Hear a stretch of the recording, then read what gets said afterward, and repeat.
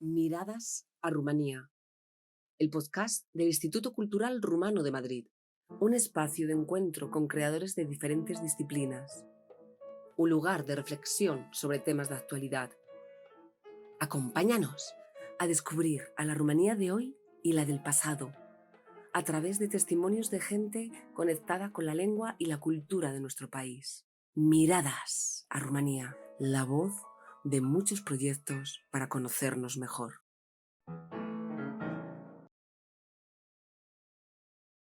Queridos amigos, saludos desde el Instituto Cultural Rumano de Madrid. Nos complace compartir con ustedes nuestros emocionantes proyectos de diplomacia cultural en España, un país con el cual tenemos profundos lazos históricos, lingüísticos, económicos, artísticos, diplomáticos y humanos. Nuestra misión es dar a conocer la riqueza cultural de Rumanía, promoviendo un mayor conocimiento recíproco entre ambos países a través de la literatura, el arte y la tecnología, el cine, la música, las ciencias y mucho más. Hoy ponemos nuestra atención en el cine, ya que la muestra de cine rumano contemporáneo que organizamos se ha convertido en referencia indispensable en España, tanto a nivel del público en general como para los críticos y cinéfilos, y además cuenta ya con 13 ediciones celebradas en diferentes ciudades de España. Además, el año 2023 es especial porque conmemoramos el centenario del gran director de cine rumano Ion Popescu Gopo, nacido el 1 de mayo de 1923. Popescu Gopo fue un cineasta de renombre internacional, artista plástico y visionario que elevó la animación a una reflexión sobre la condición humana. Como guionista, director y actor, Popescu Gopo viajó por todo el mundo con su hombrecillo, un personaje que le valió numerosos premios nacionales e internacionales. En 1957, su película de animación Scurte Historie, Breve Historia, se convirtió en la primera película rumana en ganar la Palma de Oro en Cannes. En honor a este brillante creador cinematográfico, en Rumanía se organizan anualmente los premios Gopo desde 2007, una destacada celebración de las mejores obras cinematográficas rumanas recientes. Hoy nos acompaña un invitado especial, David Felipe Aran, periodista, filólogo, escritor, profesor y crítico de cine, que nos hablará sobre las peculiaridades de la filmografía de Popescu Gopo y de su relevancia en la actualidad. David, te damos una cálida bienvenida y agradecemos tu presencia aquí. Muchas gracias, María, y gracias por tu amabilidad y a tus oyentes y televidentes. David Felipe Arans es director del magazine cultural El Marcapáginas y colaborador de varios programas televisivos y periódicos. Ha publicado diversos libros sobre cine y cultura y estamos ansiosos por escuchar sus opiniones y conocimientos. Estás muy comprometido con el cine, has realizado reseñas e investigaciones extensas. ¿Qué aprecias del cine rumano y cuáles son algunas de las películas más destacadas del cine rumano contemporáneo que recomendarías a los amantes del cine?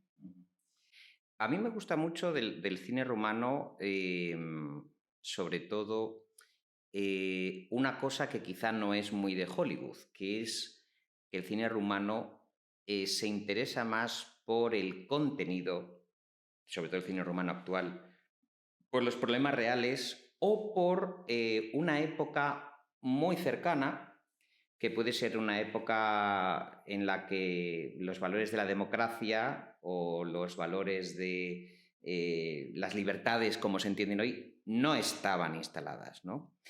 Evidentemente hay un cine, yo creo, de retrato social, hay un cine de retrato histórico, pero siempre social, y a mí la película que me dejó completamente impactado recientemente fue la de 4 meses, 3 semanas y 2 días de Mungiu, que fue un fenómeno impresionante, porque precisamente en esa época de Rumanía, cuando una muchacha tiene problemas muy serios, tiene que buscarse la vida y tiene que tomar decisiones sobre su futuro y sobre la criatura que se supone que lleva en su vientre. Todo ese universo lleno de valentía del ciudadano que nunca se había contado o nunca se había filmado, creo que el nuevo cine rumano, con técnicas estilísticas del cine documental, que es muy interesante. Es decir, el cine rumano yo aprecio también como una propuesta neorrealista, es decir, como una vuelta al documento histórico, muy cercano a lo que pudiera ser el mundo del periodismo, ¿no? Y desde luego ese mundo tan imperfecto, la importancia de la fotografía, el drama social, para mí representan muy bien lo que es el valor que puede tener un público que aprecia muchísimo las historias de vida. Algo que es un invento muy moderno, las historias de vida, pero que los cineastas rumanos yo creo que ahí son avant-la-garde, han ido por delante y han hecho cosas extraordinarias. Entonces, para mí, ese tipo de cine, ¿no? De la nueva ola que dicen, ¿no? Pues todo ese cine que tiene mucho de documento, creo que ahí Rumanía va en vanguardia. O sea que por ahí me gusta mucho. Y en el panorama actual, tanto en España como en el mundo, ¿cuáles crees que son las virtudes del cine de Popescu Gopo y sigue despertando interés en la actualidad? Yo creo que Popescu Gopo tiene dos virtudes. Una, que idealiza la realidad, es un soñador, con las armas de la amabilidad y de la búsqueda de la felicidad y del lado más amable de las cosas, hace unos trabajos que incluso en su época resultaban poderosamente llamativos. Popescu, por ejemplo, incluso los cortometrajes que realiza, que tengo aquí apuntados en su etapa de Homo Sapiens, de 1960, Aló, Aló, de 1962, y una incursión en la imagen real que tiene en 1956, que es El pequeño mentiroso, Fetita Mintinoasa, de 1956, va combinando siempre la fantasía de la imagen, el dibujo animado, con historias, pequeñas historias de seres vulnerables. La parte tan cercana y tan de protección de aquellos que necesitan protección, yo creo que es una marca de Popescu Gopo y que además hay una elegancia de lo popular. Es como si Popescu fuera un estilista de algo que normalmente pasa desapercibido, que son las callejuelas, las escuelas, los niños, los pobres, la gente alegre que habita este mundo, y de repente Popescu Gopo posa su mirada y te hace la película, ¿no? Por ejemplo, el cine fantástico, la comedia, películas para toda la familia, Pasos hacia la luna, que es una película preciosa de 1963, donde aparece ya el sueño, un hombre que sueña, que proyecta con viajar a la luna, eso también está. Una de sus más famosas es Faust 20 de 1966, que también fue muy revolucionaria. Revisa el mito del pacto entre el doctor Fausto y Mefistófeles por ese amor de Margarita. Él fue de los primeros en hacerlo. Y otro aspecto que a él le encanta siempre, que es las historias de amor. De 1976 es La historia de amor, que yo creo que es una película que lo relanza a Popescu en el panorama internacional, tiene muchísimo éxito y es una obra de artesanía porque tira mucho de John Creanga, de esa mezcla que tiene John Creanga de mezclar las leyendas, el ámbito de las leyendas rurales con las historias de amor personales de los protagonistas. Y yo creo que Popescu se identifica muy bien con esa corriente. No sé, por ejemplo, María y Mirabela, del año 81, son dos niñas que tienen un encuentro con el mundo mágico. Es como si para Popescu el mundo de la fantasía, de la ensoñación, de la poesía, fuese necesario volver a actualizarla, volver a traerla. Y eso es un mensaje en Popescu muy recurrente, ¿no? El mundo del bosque. Hay incluso su testamento cinematográfico, que es Mirabella Intransitoria, del año 89, y es la última película, y también es un poco una mirada a esa infancia, a esa segunda parte que tenía de esa búsqueda permanente de la magia, de los misterios de la vida y de la identidad personal de las protagonistas, ¿no? Entonces, es un mundo que a mí me trae muy buenos recuerdos. Recuerdos de infancia, recuerdos de familia, leyendas, y eso también es muy europeo. Y muchas veces yo creo que Popescu tiene esa marca personal porque otros cineastas innovan más en un cine de autor, pero Popescu siempre mira a lo que ya está en el pueblo, lo que ya saben, las canciones, las leyendas, los personajes. Todo eso él lo vuelve a traer al cine. Sí, y muchas generaciones en Rumanía han crecido con las películas de Gopo, donde es un icono. Él tiene, tal y como decías, algunas películas dedicadas a un público infantil. ¿Las recomendarías a las nuevas generaciones? ¿Y cuál crees que es por qué es importante preservar y promover el legado cinematográfico de Gopo en la era digital y de las plataformas de streaming? Bueno, podríamos decir que alguno puede pensar, bueno, es que ese tipo de historias mágicas han quedado un poco anticuadas.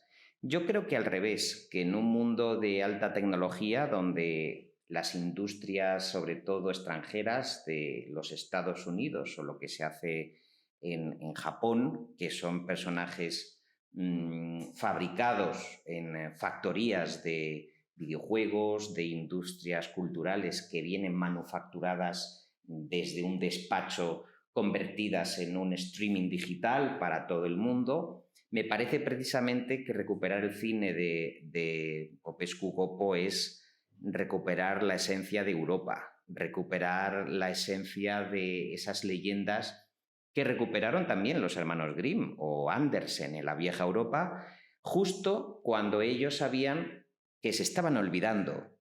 Y Popescu Gopo, él también fue un visionario porque dijo, quizá el cine sea un cauce adecuado para conseguir que no se olviden estas historias, o para arrojar una mirada sobre el hombrecito, ese hombrecito rupestre que por muy evolucionado que él crea que pueda estar, ahí es donde está la magia de Gopo, en el fondo pues es un hombre imperfecto, es un hombre que despierta mucha ternura y que el propio Gopo proyectaba su propia personalidad, era una traslación de él mismo, ¿no? Entonces, esa personalidad tan fuerte que tenía él, muy arraigada a la cultura del pueblo, viene muy bien para contrarrestar ahora mismo una infancia que recibe influencias que no tienen nada que ver con ellos, ¿no? Sobre todo en Europa, que es donde estamos y donde nos movemos. Países de lenguas romances, países de lenguas románicas, Italia, Rumanía, todo este universo que alimentó a Gopo creo que es importante, y sobre todo porque él, en el bloque del Este, él se puso por encima de las circunstancias políticas. Su mirada es una mirada de águila desde arriba y supo trascender y pasar por encima de los momentos más duros de la dictadura de Ceausescu, por ejemplo, ¿no? Él permitió a muchas generaciones soñar con que era posible esas historias, ¿no? Y a mí me parece algo muy bonito porque yo pienso que la creatividad, el ingenio, suplen a veces con creces la escasez material que tenía que tenía Gopo. Él no tenía grandes medios, era casi su autofinanciación, ¿no? Y eso es muy estimable. Y claro, el dibujo animado, el teatro del absurdo, que también le divierte mucho a Gopo, le van alimentando ese panorama en un momento en que la carrera armamentística desarrollada por el bloque del Este era lo más importante.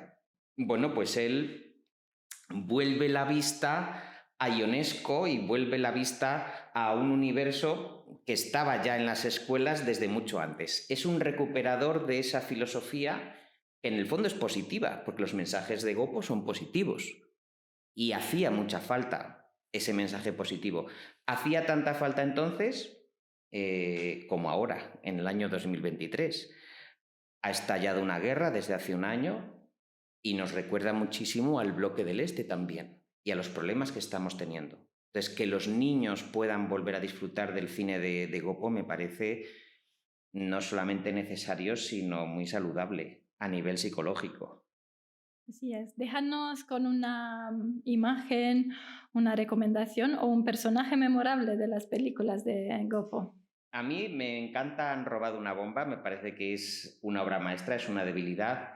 Y hay un momento muy bonito que conecta para mí la infancia, los sueños y el idealismo con el mundo del amor de la edad adulta, que es cuando el protagonista se enamora por primera vez de esa conductora de tranvías que Popescu Gopo deja un mensaje que es nosotros podemos trascender una vida cotidiana de miseria soñando con que nuestro amor puede ser único, que nos puede dignificar y hacer mejores. Entonces, el mensaje está cuando a esa chica maravillosa le crecen 2 alas de ángel y para ese personaje ella es su ángel, ¿no? Es su ángel redentor.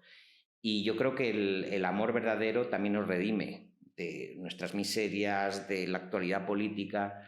Y ahí yo creo que en Han robado una bomba, reduciendo al absurdo un conflicto bélico, una bomba nuclear que ha terminado cayendo en medio de ese campo abierto, el mensaje que le interesa a Gopo es que la gente se quiera y que nos cuidemos más, que haya más empatía y que haya más delicadeza y más sensibilidad. Y en ese sentido yo me quedo con la primera vez que el protagonista de Han robado una bomba ve a esa muchacha que es una humilde vendedora de billetes del transporte y bueno, se enamora perdidamente de ella. Y la consecución de toda la película es el motor del amor, en pos del motor del amor, cuando la bomba que lleva de la mano en realidad ni siquiera le importa, no sabe lo que es. Él está idealizando a esa muchacha. Yo me quedo con ese momento. Un mensaje muy profundo, con medios muy sencillos. Exactamente, muy poco presupuesto. Muchas veces él, al no tener ese gran presupuesto, decide además reírse de que no tiene ese gran presupuesto y entonces todo es de cartón, todo es infantil, con colores pintados de forma infantil, aunque la película es en blanco y negro, pero aun sabiendo que son decorados más bien pues de poco presupuesto y divertidos, la historia te la crees. Esa es la magia que tiene él, ¿no? Es como si sabes que estás ante un gran teatro, es un teatro de guiñol, donde llevas a los niños, pero la historia te absorbe tanto que te olvidas de que es un teatrillo. Y eso yo creo que Gopo es el gran maestro del trampantojo amable y humano. Me gusta mucho eso. Y en tu opinión, ¿cómo ha evolucionado el cine rumano desde los días de Popescu Gopo hasta la actualidad? ¿Qué cambios significativos has observado en temáticas, Sí. estilos, enfoques narrativos? Yo creo que, por ejemplo, el cine rumano, al igual que todo el cine europeo, se ha ido, vamos a decir, mirando hacia procesos introspectivos, cuestiones no resueltas de la actualidad política y social y cambios drásticos de régimen y los efectos que tiene sobre la población. Eso, el cine rumano, es decir, es un cine muy urbano, muy realista, tanto que se habla como una vuelta al neorrealismo que hicieron ya los italianos, pero en los tiempos actuales, lo cual me parece muy interesante. Y el cambio ha sido simplemente que de un mundo, vamos a decir, más idealizado, que es el de Goppo, o pintado de unos colores más amables porque le hacía falta al pueblo rumano ver esa realidad.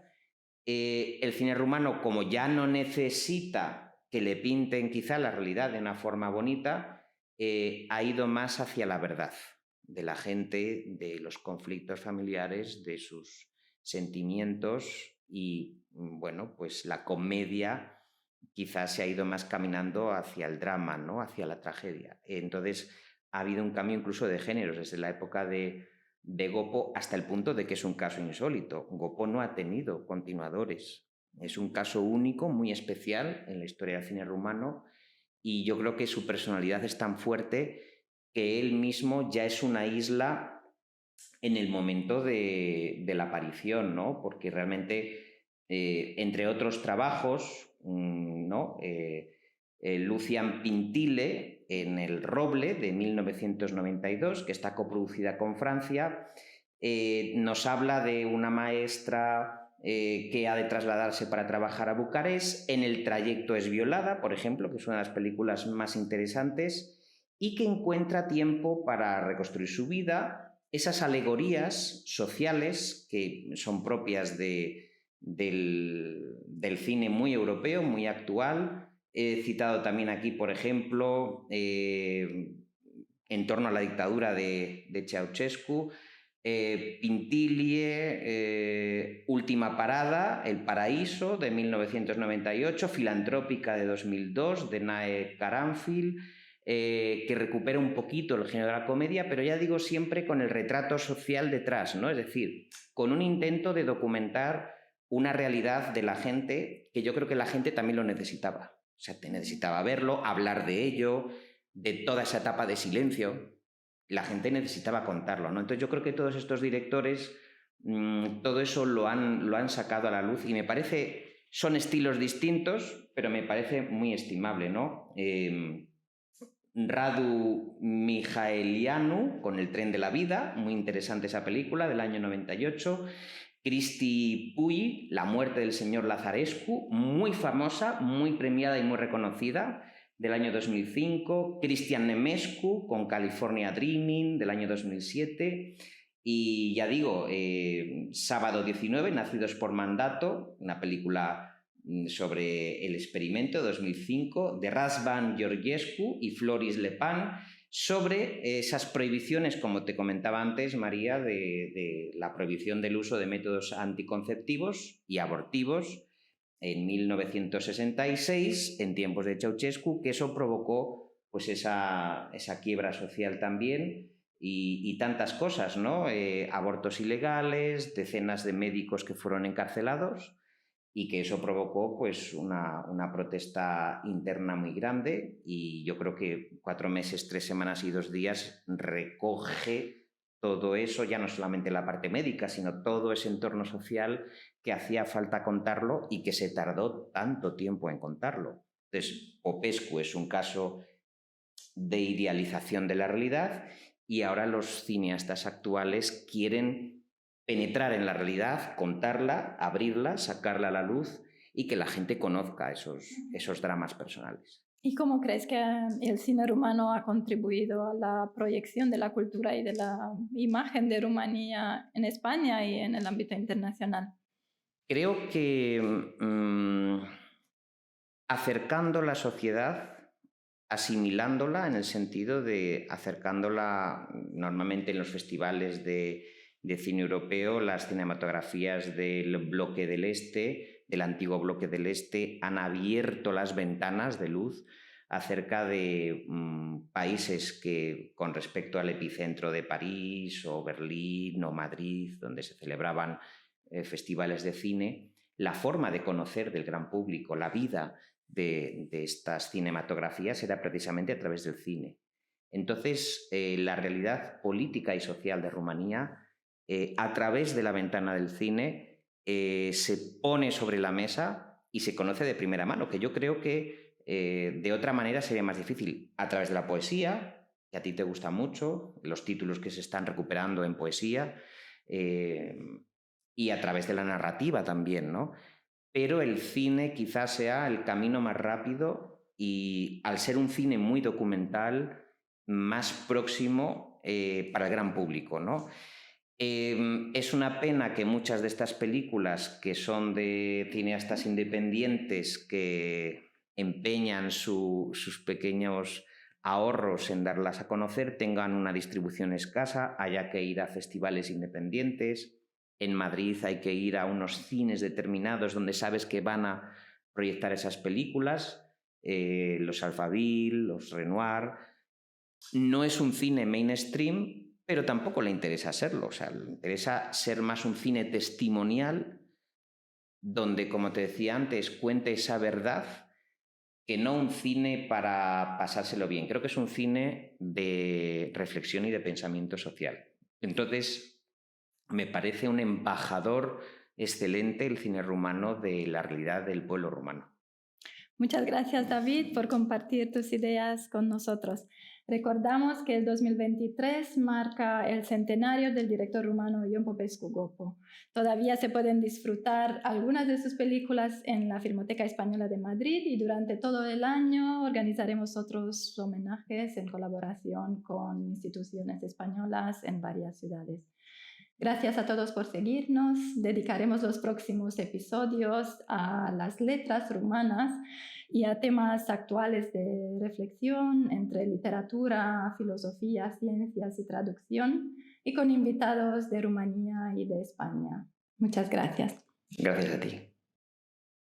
Os esperamos en este programa Miradas a Rumanía, que es un ciclo de maravillosas actividades que, además de tener su correspondiente actividad en la Filmoteca, en el Instituto Cultural Rumano, tenéis este maravilloso podcast y estos programas para que podáis repasar y poder refrescar una y otra vez quiénes son los protagonistas de las artes y la cultura de Rumanía, ayer y hoy. Así que aquí os esperamos en Miradas a Rumanía. No os lo perdáis.